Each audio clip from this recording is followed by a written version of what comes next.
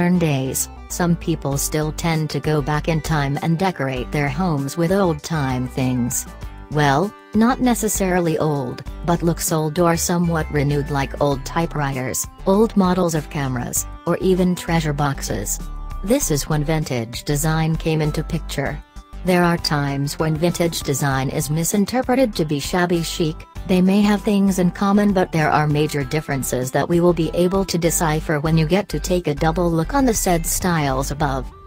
Vintage, or items that are produced from the 1920s to 1960s. Vintage is also considered as retro.